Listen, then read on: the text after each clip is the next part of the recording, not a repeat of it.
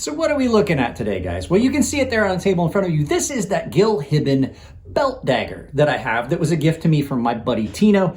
This is a knife that really is not your average EDC. It's not real functional. It's just kind of cool and fun, and we'll talk about the time that this sent me to the emergency room. So let's turn this around and take a look at it from above.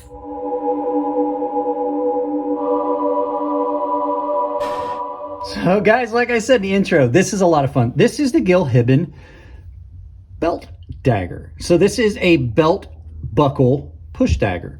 Now, this does come with the actual belt. We'll look at that in a little bit, but I wanted to say this is one of the coolest things that I have ever been given, in my opinion, as a knife guy. This is something that just really stands out. So this is GIL HIBBEN Custom Designs. This is a very, very well done small little push dagger.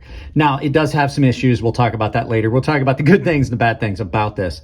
But you have got a fully concealed dagger that it becomes the belt buckle of the knife. And I will say, surprised have been since I got this at how incredibly sharp this is.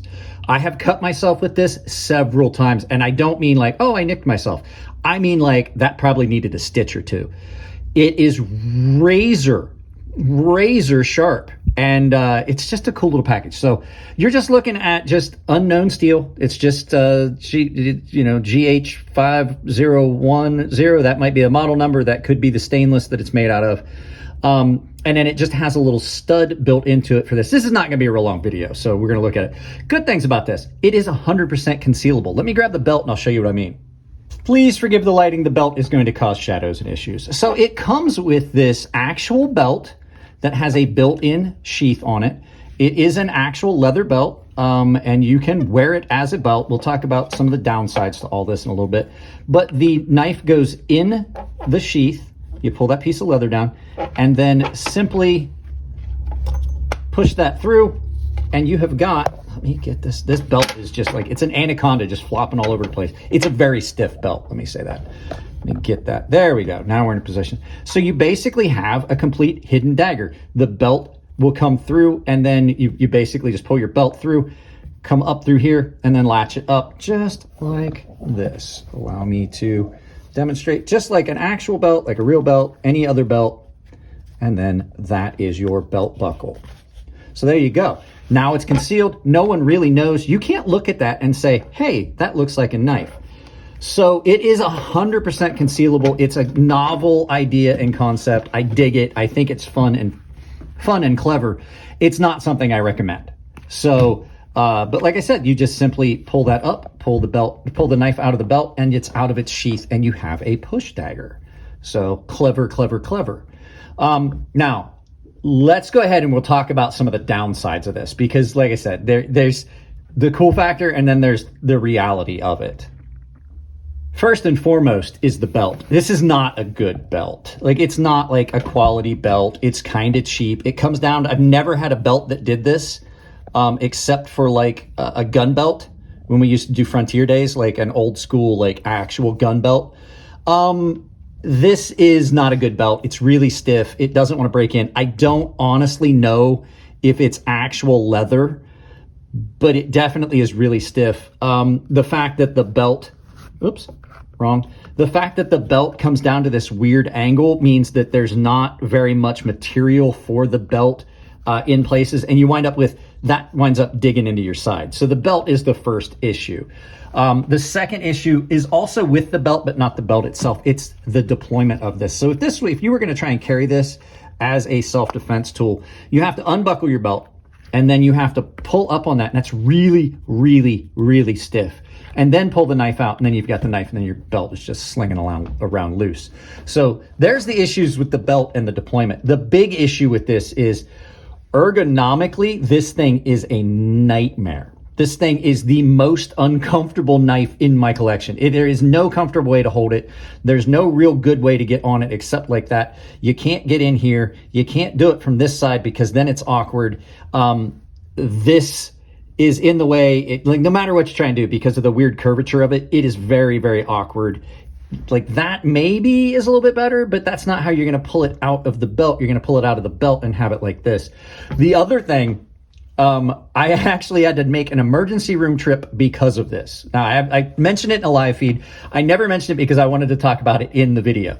So Jared had his knife that he stepped on. I had this belt on. I was carrying it. I was wearing it just to see how it was. And I took this belt off and I dropped it on the floor. I took my pants off and this was on my pants. And that standing up, I stepped on that and drove that into the heel of my foot. I don't have any pictures of it. You don't want to see any pictures of it. Extremely painful. I punctured that into my foot. And as you can see, it's not sharp, but I weigh upwards of 235, 240 pounds. I generated enough pressure. I jammed that into my foot and there was a loud noise, a lot of cursing, and then a trip to the emergency room. And it took forever to heal that puncture wound on my heel. So that is one of the big things, but like it's not a viable option. If you just want something gimmicky to throw in your collection, it is fun. Don't get me wrong, but it's not a viable tool. I will say though, it is, for all its faults, it does have a good bit of quality in it. Everything's been softened. It's been cleaned up really well. They did a good job on polish. I've had this for almost a year and it's first to be, hey, look, there's still some blood on it from the last time I cut myself with it. That's a bloody fingerprint. Absolutely a bloody fingerprint. Let me get that off there because I don't know how stainless this GH 5010 steel is. So yeah, is it something that's fun and cool? You can get these out of Bud K. I believe that's where Tino got this when he got me one of these as a gift. I believe he got it from Bud K. There's legalities in carry and stuff like that. You guys obviously know that. It's a concealed carry, so there's a lot of stuff negative that goes with this, but I thought it would just be fun to get it out. I've been promising myself I was going to do this video for you guys, and I just haven't. So there you go. The Hibben belt dagger, concealed belt dagger. So let's turn this around, do some final thoughts, send you out about your day. So there you go, guys. Just a quick look at something that's actually really cool, really fun, unique. I've seen these for years and I just always thought they would be really crappy, and they are in a fashion, but as far as the construction and build and the actual knife itself, it's not bad. I'm really impressed how well it's ground, how sharp it is, and just how it was manufactured. So not something I absolutely do not recommend it unless you just like having goofy, weird stuff in your collection. So guys, that's it on this one. So, it's just, I know it was a little short, but it was fun. If you like the videos, give them a thumbs up. If you don't like them, give them a thumbs down, but tell me why. I can't change the content if you don't tell me what you don't like. If you want to support the channel, it's as simple as like, share, subscribe, drop a comment, hit the bell icon. If you do hit the bell icon, make sure you've got it set to all, make sure you've got notifications turned on your device. And as always, I'd like to remind you, likes are the most important thing you can do for any video. If you have channels that you like and you want to support, if you're not liking their videos, you're doing them a disservice. Likes help push channels up the algorithm. It shows YouTube that you find value in their content, and it absolutely is the biggest and most important metric that YouTube uses for pushing channels up. So if you want to support the channel financially, there are a bunch of affiliate links down in the description below.